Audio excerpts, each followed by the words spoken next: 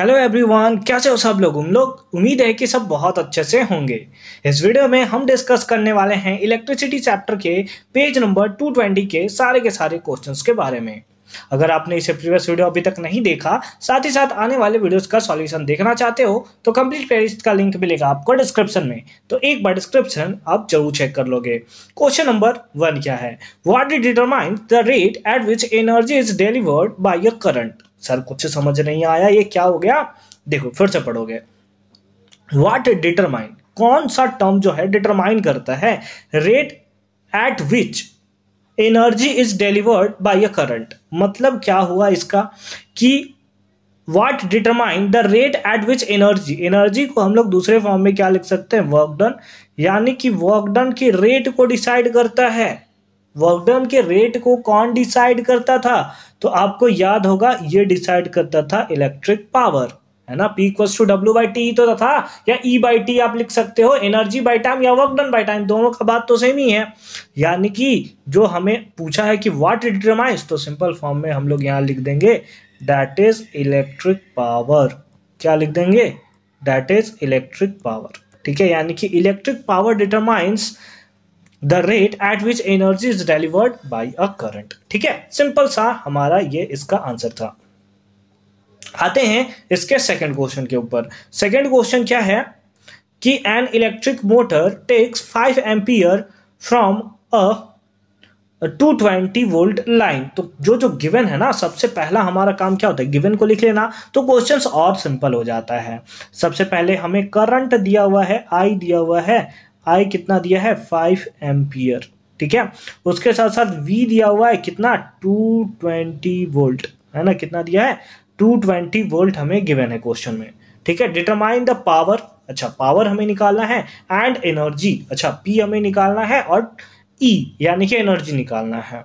Consumed in 2 our, अच्छा time भी हमें गिवन है। कितना गिवन है? 2 आवर दिया है। तो आर को ना हमें सेकेंड में कन्वर्ट करना पड़ता है। तो 1 घंटे में टोटल होता है 3600 सेकेंड। तो 2 घंटे में कितना हो जाएगा? तो सर मल्टीप्लाई कर दो ना, पता तो चल जाएगा ना। तो 7200 सेकेंड इतना हो जाता है कितना? 2 आवर में। ठीक है, तो सबसे पहला हमारा काम क्या है? पावर को फाइंड आउट करना। क्या सभी लोगों को पावर का फॉर्मूला पता है क्या? अगर आपको पावर का फॉर्मूला पता है, क्वेश्चन यूं चुटकियों में बन जाएगा। पावर इक्वल्स टू क्या होता है? V into I. P equals to V I होता है ना। बस सिंपल सा फॉर्मूला। V हमारे पास है, I हमारे पास है, क्यों टेंशन लेते हो? सबका वैल्यू पुट कर दो। V का वैल्यू कितना है सर? 220 है। इंटू आई का वैल्यू कितना है सर? 5 है। मल्टीप्लाई करने के बाद कितना मिलेगा? वो तो मल्टीप्लाई करने के बाद ही पता चलेगा। ये कौन सा बात हुआ यार? 0 5 2 जा 10, कैरी 1 5 2 जा 10, और 1 हो गया 11। यानी कि इतना क्या? वॉट। इतना क्या? वॉट। सिंपल फॉर्म में हमारे पास पावर जो है वो फाइंड आउट हो चुका है। यहां पर एक चीज आपको ध्यान देना है कि यूनिट आपको जरूर लिखना है। अगर आप यूनिट नहीं लिखते हो तो फिर प्रॉब्लम हो जाएगा। ठीक है, तो यूनिट जरूर लिखना है आपको। आगे चलते हैं। आगे हमसे क्या पूछा हुआ है? नो, उसके साथ साथ हमें पूछा है एनर्जी।